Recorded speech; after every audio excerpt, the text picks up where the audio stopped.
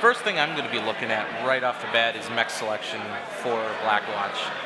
Yeah. Are they going to come out and get something completely different? Are they going to go with what they usually do?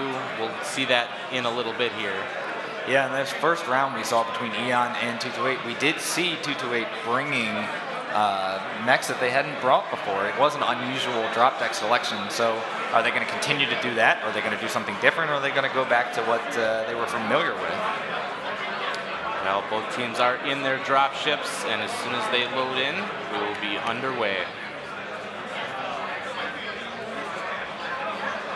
Kind of to follow up on that, we touched on it a little bit in the earlier rounds, but both these two teams in the semifinals played basically the same deck every drop, so these change-ups are pretty interesting, and you got to wonder how much time they spent practicing with those decks.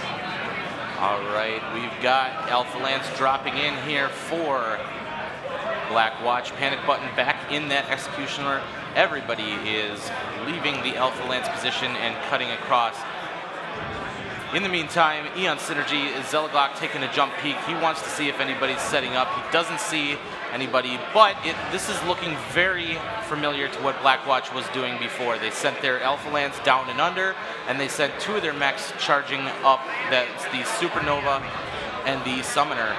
Archon Adam Steiner back in that Supernova. And once again, 228 is being aggressive, but we're going to have to see if they can either continue that aggression or if they can trade well. If they're just going to slow down, it's probably not going to work out as we saw in the first round. Well, we got one last bite heading right up the top. They actually have Hubert caught out. 63%. They're getting him on the cross. Right, so that aggressive movement up top, actually, they were able to put quite a bit of damage downfield. And they need to be careful, though. They can't over-pursue him and go out into the open. He is lit. 4-yard large lasers. His center torso is just about one shot. But it looks like they are pursuing. They're sending Panic Button and Torok hard around the side. They want to flush him out. But this is an extremely aggressive movement here by Blackwatch, but they still have someone sitting back on the spire. Chrisman just shooting nonstop in that night gear. They got to be careful, though, because if Eon Synergy decides to button up, Chrisman's not going to have anything to shoot at anymore. Yeah, and they don't want to have him get caught in the backfield by light mechs either, so they need to be really careful. They don't want to fight 7v8, so at some point he's either going to have to come out, or perhaps he'll be able to secure stage. So if Eon Synergy opts to come whipping around in over Theta, he can still hold that point. And we've seen a pretty serious rotation right here with the Blackwatch coming all the way around towards the Epsilon side. Eon Synergy kind of rotating in the backfield of stage, staying close together, which is helpful for putting damage downfield, but at the same time, 228's also going for those cap points. So Eon Synergy is sending some guys up on stage, and it looks like they might try contesting Theta, so that's where having Chrisman up in that spire still is going to be an advantage. It is 4 caps to 1 in favor of Blackwatch, so that's going to be a pretty heavy ticket movement in their favor, but it looks like Eon Synergy and Chrisman does see the Wolfhound coming around the corner here trying to go for Theta. He's getting some shots in, and he might be able to stop the cap. Looks like Hardock is still getting a little bit of scratch on him, but that Chrisman is just shooting just non-stop at him. Queenblade, though, over Theta. Looks like he wants to take that Mislinks in up close. That's a very dangerous position for Queenblade. Just loops around that airstrike. He would be in trouble, though. He could get cornered out pretty quick here. Yeah, they've got to be really careful here. But he's got reinforcements coming in the background. Ed coming in up from behind, getting some shots in, but there's some PPC fire up over the top. He actually only takes 3% damage from that exchange, and it looks like he's going to get out as they turn around. So at the very, nice strike right across Zelaglock, nailing him down to 51%, and we have an aggressive push here by Blackwatch coming up against Colonel O'Neill up on stage. And Defunct actually has machine guns on his summoner as well. We're taking a look at his cockpit right now. He is and right there's a strike kill, one last bite, nails Colonel O'Neill, and that is the first kill of the match. And it looks like Eon is responding by getting right up in the choke point here, but a lot of jump peeking with lasers here and just constant strikes. And here comes Ed getting some more machine gun fire into Zelaglock, and he takes him out. Looks like Dared is the next focus target, being in that Wolfhound. They're trying to take him out. 52%. Lizzie does get the kill on Chrisman, who's up in that spire. But here comes those machine guns. They want blood. And there's an overheat by Ed, but it looks like he just gets away with it. Very risky overheat. And that mislinks is going to be deadly at this point. Was that another strike lands kill? a kill against Legolas, Summoner down.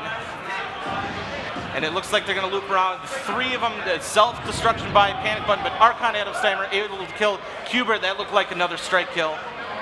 That might have been the 3rd strike kill of the night right now. A lot of really well-placed strikes here. But we got Hardock coming in the Wolfhound. He's going to go for Queenblade and Defunct. Defunct is very hurt. Hardock is able to land him. Queenblade is about to get shot in the back, but he's trying to put out damage. He's just trying to do whatever he can against Lizzie, but he's getting shot in the back. But he's saved by Archon Adam Steiner. And he does go down. It is, oh man, it is even up 3-on-3. Dead, hurt mechs everywhere, but Ed is fresh. He is going to be able to do a lot of work all by himself. He's running down Darred at 37%. Darred's going to be in a world of trouble right here. He doesn't have an answer to this. And it looks like Ed opted to break off because Chico is at 70%. And he is going to be dangerous as well. Yeah, he is a dangerous mech right now, but 3 mechs shooting on him. Darred is backed off, can't support him right now. Chico is going to be, he's going to be the biggest thing here. If he can land some of these shots, just misses. I think it might have gotten a scratch in there. But his right torso is hanging open. He still has all of his weapons. It's going to take more than 1 shot to take him out, though. Yeah, we're going to take a look at Chico's cockpit right now. Here comes Ed. Got a little bit of a jump peek in there and got out before any shots could be made. Yeah, and those machine guns actually critted out the 2 ERPPCs on that right side. He got 2 ERPPCs off with that little bit of machine gun fire.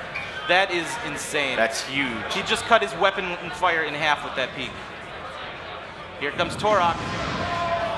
Gets the shot in, but he's still taking a lot of fire. He's got torsos open. If they take that left torso, he loses his weapons. Center torso's wide open, 1-shot CT, and he goes down. Last one remaining, Darred with tickets heavily in favor of Blackwatch. He's out by Epsilon right now, but it's going to be a tall order for him to pull this off. Looks like he is just going to go ahead. We're going to take a look, but he's charging right in. Yep. This is game over. He knows that that one is far over. And Blackwatch comes out and takes drop 1, 8-5. Wow. What an exciting fight. Yeah, that was one heck of a match right there.